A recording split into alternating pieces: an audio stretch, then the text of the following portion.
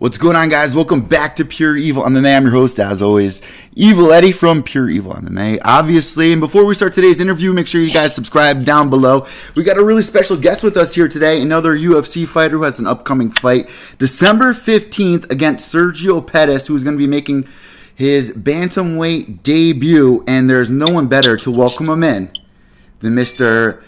East Coast Zone, Rob Font. What's going on, Rob? How you doing? I'm all right, brother. How you doing? I'm doing good, man. I mean, first off, I got to say, what a wild couple of weeks it's been just for MMA fans, MMA fighters in general. First, before we even get into your fight or anything, I have to ask you, what did you think about the McGregor-Khabib fight? Obviously, it was entertaining. You can't deny that. Obviously, it was also wrong at the same time.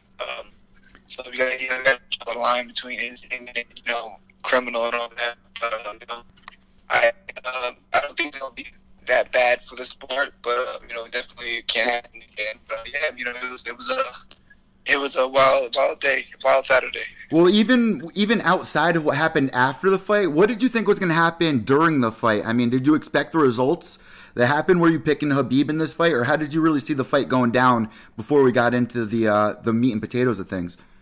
Yeah, I'm not gonna lie, I wanted to see Conor pull it off, but that's Khabib, man. He does that to everybody. So, once he wears you down, man, it's real hard to get up. He has a clear system and game plan for what he wants to do, and he gets it done every single time. So, it's tough to, he's a problem for anybody. But I definitely saw that happen.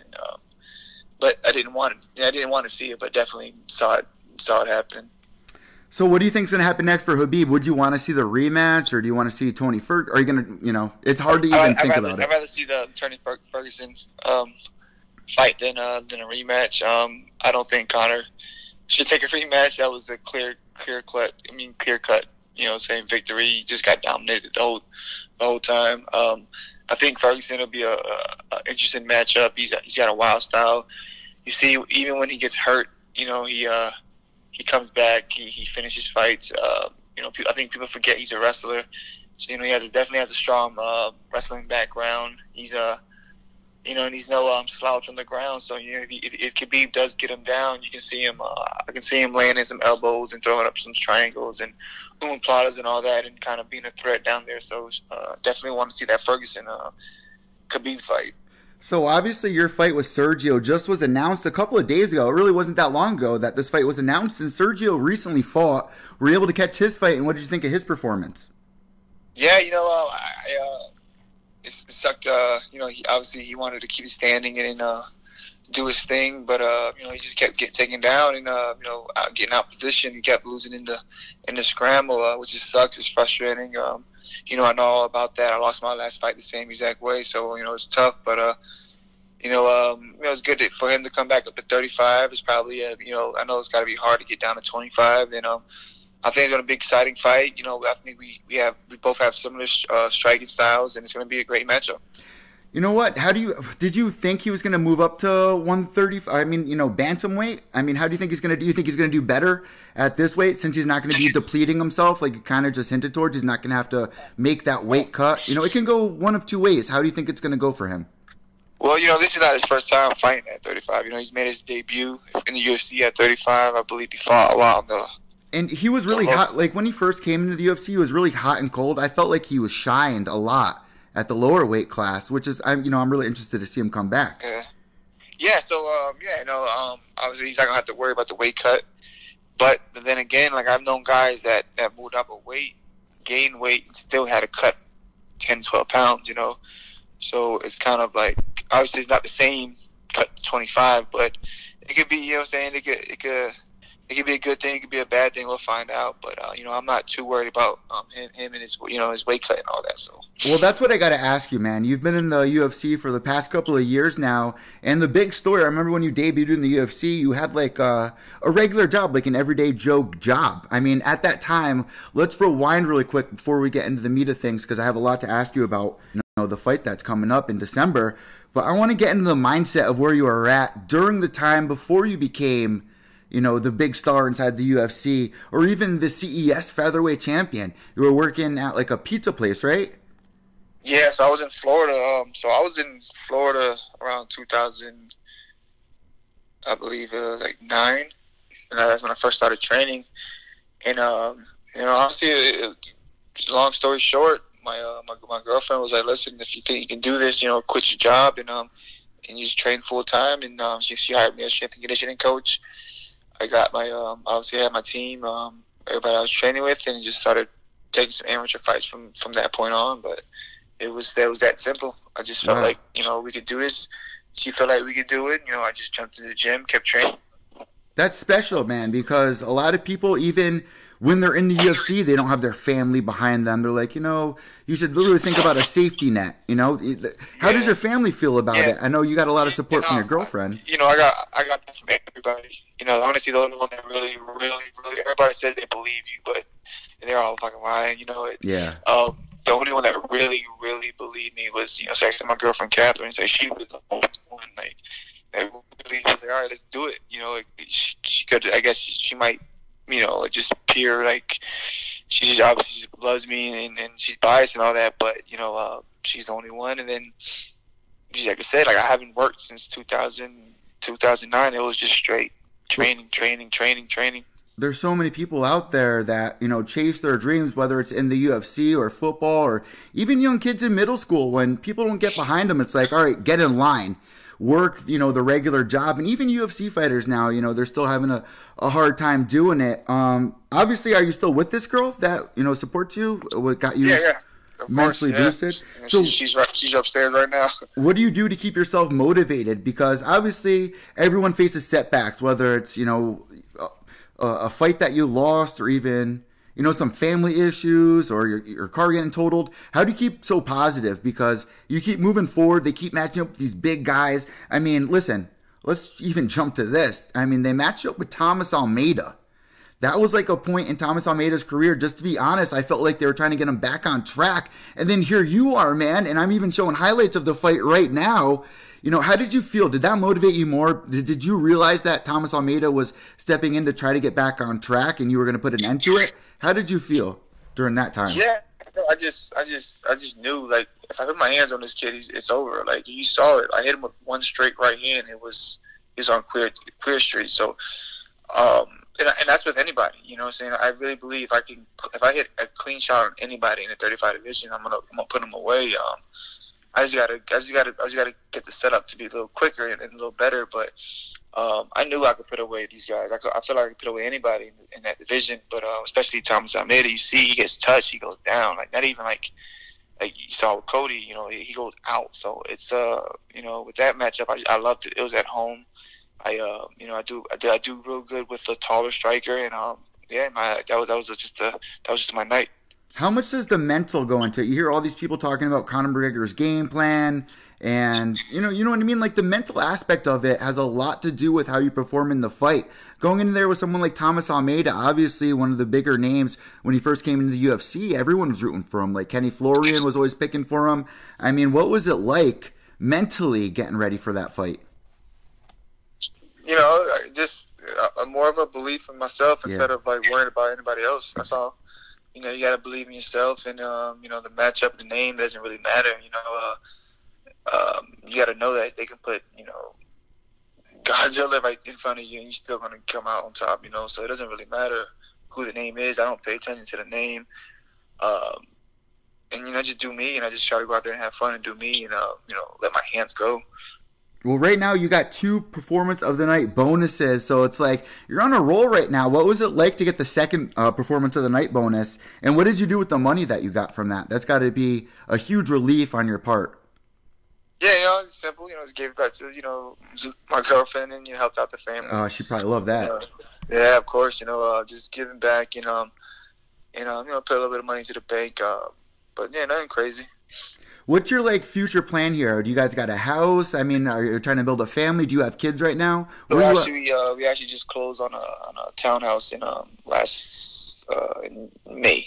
Are you going to stay around here on the East Coast? Obviously, you're training out Lausanne. Yeah, I'm out here in Mass now, so I'm definitely here for sure. What's it like training with Joe? I mean, he's such an OG in the game. You probably watched him growing up. You're only like 2 years older than me, so you're probably sitting at home on your couch watching Joe on the TV just like I was. What was it like meeting him for the first time? Joe's a man. He's a wealth of knowledge. He's real laid back. He's a real, like low key type of guy. Just wants to get in, get the job done, and have fun while we do it. And I can ask him anything inside the cage, but most importantly outside the cage. As far as like the mental game or dealing with losses or financial stuff or whatever. How to like make things smoother with coaches or how to approach getting sponsors or whatever. I can ask him anything outside the cage, and then inside the cage he's been there, done it. He's got knockouts, he's got submissions, he's got TKOs. So he's like one of the leaders for performance of the night bonuses. Exactly. He knows how to put. He knows how to go in there and put it on the line.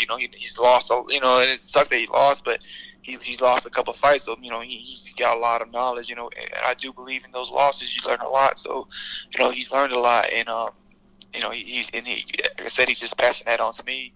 So I'm soaking it all in. I want to circle back around to Joe's gym because I have a couple more questions there before we talk about your fight.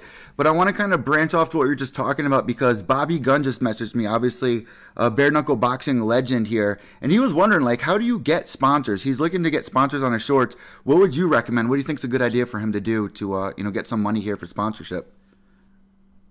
Honestly, keep it basic and go first with the friends and family that that own businesses, and the local shops, your local pizza shop, where you get your hair cut, the barber shops, wherever, the local mom and pop setups and actual local businesses. Hit those guys up, that they'll support the local guys, and then obviously whoever you can contact with through your team or even the internet. Would you like to see the UFC even allow just having like one sponsor per fighter just to throw on their shorts, even if it's just like, a small logo or something? Do you think that would help the fighters out a lot more? Yeah, of course. Any type of extra money or exposure you can get, working with the sponsors is always going to be helpful and help out in the end. Oh, of course. Well, listen, I want to circle back to Joe's gym there. There's a lot of up-and-comers. I mean, I go to all these local shows. I go to all the bigger shows. But the most interesting part is seeing these young up-and-comers switch over from amateur to pro. And right now, I've had my eye on Fabio Charant. Have you been able to, get in touch with him over at the gym? Yeah, he's a man. Yeah, right? He's mad. He's low-key. He comes in, gets his job done, and he's one of those guys that really enjoys training and having fun while he's doing it. So, definitely keep a lookout for him. But, he's a big boy that loves to put his hands out there, and especially if he gets around your neck, it's pretty much over. Well, listen, you were in the same position that he was in, fighting over at CES. I mean, over at the Twin Pines Casino. It's always a blast to be there. But what was the biggest difference fighting from CES and walking, over to the UFC, walking out, smelling the popcorn and beer there, compared to smelling the KFC and Taco Bell at CES? That KFC and Taco Bell. Yeah, no, honestly, it's not a big difference. CES is they've been doing this for a while. They really know how to put on a show. So everything in the back, from the back room, is a professional. They do it right, just like the UFC. When you get out there, the production, everything they've been doing it right. So it wasn't that big of a change. Obviously, the arena's bigger, but besides the arena and the lights, nothing's changed. So yeah, they really huge shout out to CES. They really put it together. Would you like to see the UFC do more like intricate walkouts for the main event? Like, remember UFC 189 when they had Sinead O'Connor sing Connor out and then Aaron Lewis sing Chad out? Wouldn't that be awesome to have like in every big pay-per-view? Because it's even more of a reason to tune in. It's a live performance. Yeah, I would say yes. I wouldn't want to see more than the main event. Yeah, of course. Yeah. Yeah, just one. Or just the main event, just one fight. But anything else would be kind of ridiculous. But yeah, definitely just one. Maybe not even that. Maybe just like one every big pay-per-view. Yeah. Or So listen, you debuted in 2014. You're on a huge card that night. I mean, making the transfer over to the UFC. You had Chris Weidman fighting that night, Ronda Rousey, and you even had an amazing fight against Roop. What was that like that first night? Did it seem surreal, or did it just feel right? I mean, how do you explain that night in a nutshell? I think you said it perfect. It just felt right. Everything that week, I just felt ready. You know, I was actually asked all my coaches. I was like, I'm going in to knock this guy out. I'm going in there just swinging, ready to knock him out. And exactly what we did. You know, but yeah, it was great, man. It was the first time out in Vegas. It was 4th of July weekend. You know, that whole international fight week. So there's a whole bunch of cards. I got to, you know, like I said, there's a whole bunch of people on that card. I got to meet, you know, Weidman, Rousey, BJ Penn was out there, Machida, a whole bunch of people, Faber, a whole bunch of fighters out there. You know, a bonus king. I was in there and complain about that, and you know, we got the knockout. So it was great. My debut couldn't have went any better. So before we end today's interview, I got like 3 more questions for you.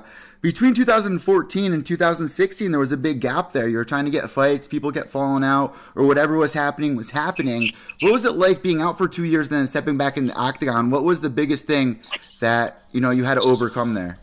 Or was there no ring rust? Because, like, I personally don't know if I believe in ring rust. What was it like for you? Yeah, honestly, like I said, you can go back and look at any of the interviews I did before and after that fight, and I was saying it. Like, I don't really believe too much in the ring rust. Yeah. I feel like if you're prepared properly, you're fine. It's all reaction. Now, how you deal with getting in the ring, that's different. You know, like how the emotions of the fight week and getting there and doing the walkout and all that. Like if you're an emotional guy and you go up and down with that, and you have to be able to fight a lot to get used to doing that, then that might be an issue. But as far as fighting and doing your thing, I don't believe in ring rust. So listen, let's get towards the end of this interview. I gotta circle back to your fight with Sergio Pettis. How did the UFC reach you? How did you find out about this fight and accept it? I'm sorry, say it one more time. How did you find out that you're going to be fighting Sergio? Did they give you a couple options, or did Sergio just come through and you were like, that sounds perfect? You know, honestly, his coach Duke Rufus put out a post about Sergio and his last fight, and how he wanted him to move up to 35. And I don't know, I'm pretty sure you interviewed Mitch Raposo, right? Yeah, I was just taking a walk with Mitch the other night. Yeah. So my man Mitch sent it to my manager Tyson. And listen, I think this would be a great matchup for Rob. And Tyson obviously thought the same thing and just emailed Sean. I don't know exactly how it went, but the next day we had the contract, and it worked out. Really quick, I don't want to sidetrack from the fight, but what do you think about Mitch Raposo? The kid's only 19 years old. Can you believe this kid? Yeah, no. So ask him, like, the first time I seen him, I met him. You can ask him. He was shadowboxing. I came up to him, like, what I'm saying, introduced myself. I was like, whatever, what's your name? Blah blah blah. Like, I instantly, I saw him shadowbox. I knew he was good. I was like, well, he's got fun. Yeah. You know what I'm saying? I was like, I gotta go. I'll give you some rounds in with you. And it was like, like most gyms, you come in, you do a round, and you get a new partner. I did 3 back to back with him. I was like, I gotta go again with him. He's too quick. He's too smooth. He's too.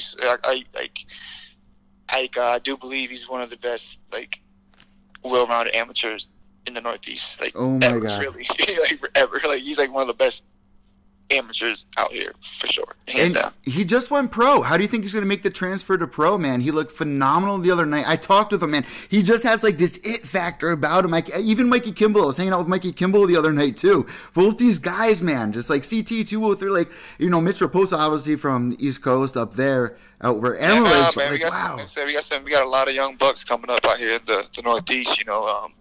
You said Mikey Kimball, Mitch. Don't forget my man Randy Costa. He's fighting soon. So like I said, we got a lot of young guys coming up, and I'm excited to get to work with these guys. Listen, I sounded like a fool the other night. People were tweeting me because I literally said, I guarantee you guys that Mitch Raposo will be in the UFC by 2020. Do you see that happening? I know it's happening. Yeah, right? I know for a fact it's happening. He's got the it factor, man. It's just everything about him, even outside of just the fighting, his whole attitude, his entire he's just got it. Whatever it is, he's got it, and that's what makes big in this game. Do you think promotions in 2018 are putting more of a pressure on fighters to promote themselves more? I mean, it's kind of a given, but it's kind of like they're asking for a little extra. Do you see that? Yes and no. I think it's all on you. I don't think they're going to press it, but if you don't press it, they're not going to press it either, They're not going to push you as much as you want to push yourself. But, definitely the way you got to get out there as much as possible. And, obviously the young boys, they're doing it right. I think Mitch is really promoting himself right. I think he's with the right team, and he's going to go far. So we are literally 1 day under 8 weeks out right now from your fight for UFC on Fox 31 going down December 15th. What are you going to be up to during now and then? I mean, how does this fight camp look? Where are you going to be going? Are you going to be cross-training? What's the schedule look like? Yeah, I'm not 100% sure. I know I want to go somewhere for at least a week just to kind of break it up. I'm not sure exactly where, but we're definitely, obviously we're going to be wrestling a lot. Same old as far as the home schedule. But it's going to be a lot of sparring with quick kickboxers and a lot of wrestling. But eventually, I got to get out somewhere. I'm not sure where. It might be Vegas again. Maybe go to Canada. I'm not sure, but I'm going to go somewhere. Before I ask you what everybody can expect before they tune into your fight, I got a fan question coming in for you from Scott Kenyon on Twitter. He says, Eddie, ask Rob Font, as he's known as Brazilian Killer, does he fancy a rematch with Munoz or Lineker after he fights Pettis? What do you have to say to that? Of course. Any L's I would love to get a rematch with, but I'm not even thinking about that right now, but of course, that'd be huge. All right, last but not least, what can everybody expect when they tune in December 15th to UFC on Fox 31 when they see you, Rob Font, go up against Sergio Pettis? What are they going to witness? Yeah, it's going to my head down, throwing punches, looking for the knockout, man. I'm just going to bite down, go forward, put my hands on this guy. I'm looking for the KO, and I'm looking for that bonus. It's that simple. There you go, guys. Rob Font joining us here on Pure Evil MMA. Rob, I want to thank you so much. It's such an honor for you to come on my show. Me and you were actually talking before we went live. It's so crazy that you haven't been on Pure Evil MMA yet. It literally boggles my mind how we haven't connected yet. And I'm so happy that you were able to join us tonight. And I'm really looking forward to your fight coming up December 15th on UFC on Fox 31. Rob, thank you so much. Before you go, can you just say, hey, guys, it's Rob Font, and you're listening to Pure Evil MMA? Hey, what's going on, guys? It's Rob Font, and you're listening to Pure Evil MMA. Thanks, Rob. Have a great night. Tell Joe I said what up. Tell Fabio I said what up, actually. Yes, sir. I got you, homie. All right, have a blessed night, and we're wishing you best of skill. My man, have a good one, bro. You too. There we go, guys. Rob Font, UFC vet. How many years should you be in the UFC until you're considered a vet? He's going on to his 5th year, guys, and they keep giving him these awesome fights. Thomas Almeida, he's going in there beating Thomas Almeida. He's got 2 performance of the night bonuses, and once again, another East Coast fighter. Let's not forget, this guy was the featherweight champion for CES. Do you guys realize that some of the other bantamweight champions, we had Dennis Sweetbread, who trains a couple miles away out in Massachusetts. He recently lost to Andre Ewell, who recently fought Renan Barão in the UFC and beat Renan Barão. There's some big names coming out of CES right now. Mallory Martin was supposed to fight for CES. We just saw her on Invicta FC. She's another one. I ran into her this weekend. She was cornering Janaid, and I'm going to be getting Janaid on the show I think she said this weekend she's going to be able to call in. She just beat Conor McGregor's training partner, Sinead Kavanagh. I believe that. Sinead Kavanagh. Coach John Kavanagh was there as well at Bellator. And if you guys missed it, I did the Bellator 207 vlog and recap show where we relived all the best moments of Bellator 207 through my Instagram. No other media member out there is doing what I'm doing right now. I'm doing a personal vlog, which pretty much you guys take a trip with me. You get to see behind the scenes on Media Row, on Press Row, at these big events like Bellator 207, the day after. So that was on Friday. And what an amazing night. Matter of fact, Mikey Kimball, before he was on Arrows Hawani's show, I ran into him not just Friday night, but also Saturday night at Ammo Fight League at a completely different fight promotion. He was just literally sitting back there by the DJ. I turned around. I caught him on the vlog, too. I literally turned around. I went, is that Mikey Kimball over there? with the DJ? He's just sitting there on his iPhone X. I went up, I did an interview with him, which you guys can check out in the new vlog that I did, the Ammo Fight League 5 vlog, which was a lot. Literally, I cried after I edited it. The best vlog I've ever put together. I'd really recommend, if you've been tuning into Pure Evil MMA, even if you're new, go check that out. I'm really proud of that. Mitch Raposo stars in it. I go backstage with him, take a walk with him. I clipped together all the highlights of the night, and it's just magic. Nick Newell was there, Justin Sumner, Eddie George we did the interview with, Carlton Little, Bill Vigil was there in a crazy tuxedo. It was a lot of fun, guys, and you can relive it all through the vlog. It's like you're literally there, like you had a ticket. There's even a part where this drunk guy gets kicked out, and you can't see that on the vlog. You have to go watch that on the reaction, which starts at the 56-minute mark on the weekend recap, which went down Sunday night, which I did right here. Matter of fact, I'm not even in studio. The studio is downstairs. We're actually in another place. I feel a little bit more comfortable here just to kind of let loose with the interviews. I felt a good vibe up here on Sunday night, and I'm feeling a great vibe up here now. So gotta ride the vibe, you know what I mean? For the best, I promise you guys the best of the best with me. And if I'm feeling a good vibe up here, that's where you're gonna see me. You're gonna see me where I'm feeling the best. So that's why we're up here. Matter of fact, if I turn the camera around, we got the candles going. We do have the rats on the table. Some of y'all might skeeve that. Phoenix passed out on the couch. Fifi! Was good, girl. Where's Oscar? I don't know where Oscar's at. Oh, there he is. He's over there on the... You see him? There he is. Then we got the PA system over here set up. So yeah, and then obviously the big screen TV where I watch a lot of the YouTube channels. But guys, I really want to thank Rob Font for joining us tonight on the Pure Evil MMA live stream. This was a big interview. His fight December 15th. I'm really looking forward to it. He shuts down all the big names. It seems like the UFC tries matching them up to be like, all right, let's see if you can get past Rob. And the fighters can get past Rob. Like, Rob is just learning and learning, getting better and better. 2 fight of the night bonuses, guys. That's huge in the UFC. That is fucking huge in the UFC. So before we end today's live stream, I want to make sure that you guys follow me on Twitter, where you guys can interact with me, talk about some MMA news. You can follow me at evil_echo. That's EVIL_ECCO. Also on Instagram, because that's, you know, where everyone's at in 2018, at Pure Evil MMA_. That is my new account because the UFC shut me down from my other account. They were going around literally just clearing out the fields of people that were reposting anything UFC. So now I got this new account. I got to start back from zero. So if you were following me before and were like, what the fuck? Where did he block me? I did not block you. I did have some people that were like, did you? And I felt so bad because that is not the situation. It made me look so bad. I lost a couple thousand followers. I was having a couple hundred people every day watch the stories.